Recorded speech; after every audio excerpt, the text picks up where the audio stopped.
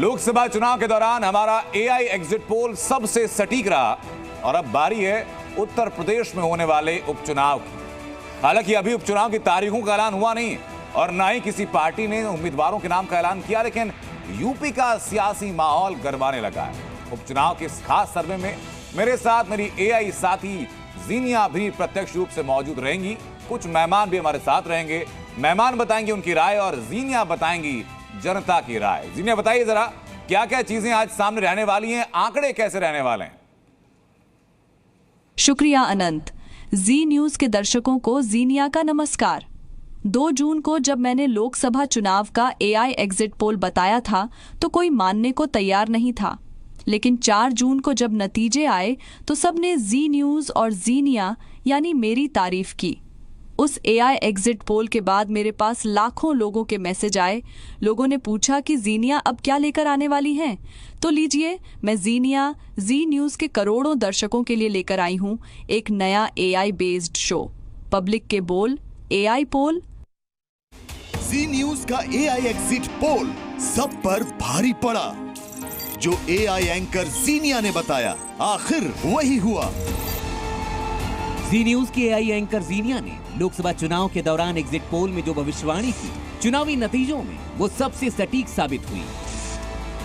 तमाम पोल और पोल of poles के नतीजों के उलट जीनिया का सर्वे सबसे सही और भरोसेमंद रहा। अब एक बार फिर जीनिया आपके सामने है। इस बार वो यूपी की उन 10 सीटों का सर्वे बताएगी जहां विधानसभा उपचुनाव होने हैं। बीजेपी और योगी सरकार के लिए उपचुनाव जितना अहम है, उतना ही ये विपक्ष के लिए भी अहमियत रखता है। लिहाजा इन सीटों पर सत्ता पक्ष और विपक्ष दोनों ने पूरी ताकत झोंक रखी है। जिन जिन सीटों पर उपचुनाव होने वाले हैं उनमें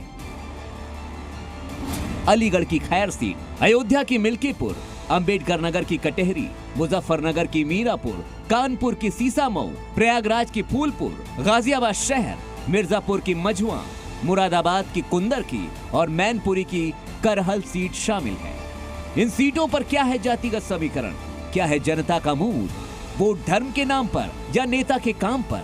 जीनिया पर आंकड़ों के लिए चर्चा के लिए हमारे साथ पक्ष और विपक्ष के बड़े चेहरे होंगे, जिनसे होंगे सुलगते सवाल। तो बने रहिए जी न्यूज के साथ, क्योंकि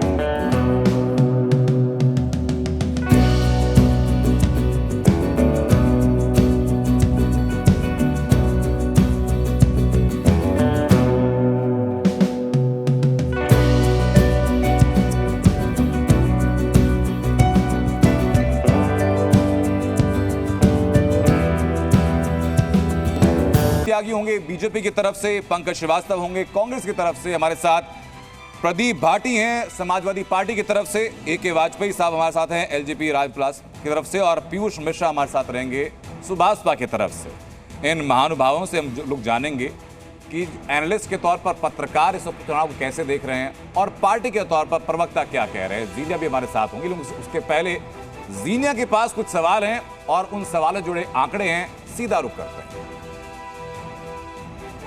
लोकसभा नतीजों का 10 सीटों के उपचुनाव पर क्या असर पड़ेगा, ये जीनिया आपको बताने जा रहे हैं। सिर्फ यूपी ही नहीं, बल्कि देश के एक बड़े हिस्से में यूपी के उपचुनाव की चर्चा है। लोग जानना चाहते हैं कि 10 सीटों पर क्या नतीजा आने वाला है। इस सवाल का जवाब मैं अपने दर्शकों को जरूर बताऊंगी, लेकिन शुरुआत इस सवाल से करते हैं कि क्या लोकसभा चुनाव के नतीजों का 10 सीटों के उपचुनाव पर असर पड़ेगा। इसके जवाब में 58% लोगों का कहना है कि हाँ, लोकसभा चुनाव के नतीजों का असर 10 सीटों के उपचुनाव पर पड़ेगा। वहीं 42% लोग ऐसा नहीं मानते, यानी 42% लोगों का कहना है कि लोकसभा चुनाव के नतीजों का असर उपचुनाव पर नहीं पड़ेगा। हालांकि राजनीति के जानकार ये कहते हैं चूंकि लोकसभा विधानसभा चुनाव में और खासतौर पर विधानसभा उपचुनाव में मुद्दे बिल्कुल अलग होते हैं, लेकिन चूंकि वक्त बहुत कम है लोकसभा के नतीजों और विधानसभा उपचुनाव को लेकर के, तो असर होगा कि नहीं होगा जानना जरूरी है।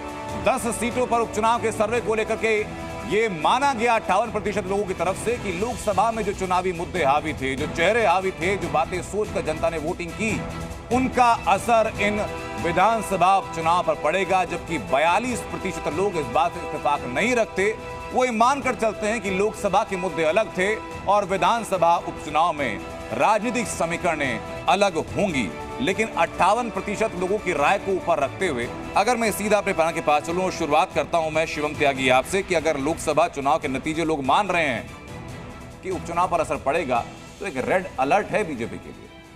नहीं, मैं मानता हूं कि कहीं ना कहीं जिस तरह से चीजें चली हैं, ये इसका कोई स्टैंडर्ड रूटीन है नहीं। आप लगातार देखेंगे बहुत बार क्या होता है कि लोग विधानसभा चुनाव जो एक पार्टी जीत जाती है, लोकसभा में इतर दूसरा होता है। 2019 में छत्तीसगढ़, राजस्थान, मध्य प्रदेश भारतीय जनता पार्टी हार गई थी, लेकिन 2019 जीत गई थी जी। 2024 में वो हम तीनों राज्य जीत गए थे, लेकिन 2019 के जितना प्रदर्शन हमारा नहीं रहा।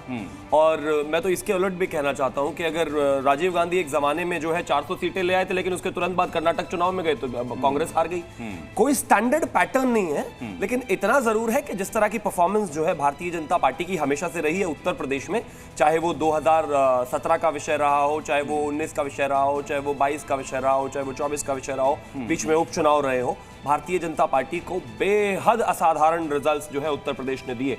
हाँ, 2024 में जरूर सीटों की संख्या कुछ कम हुई।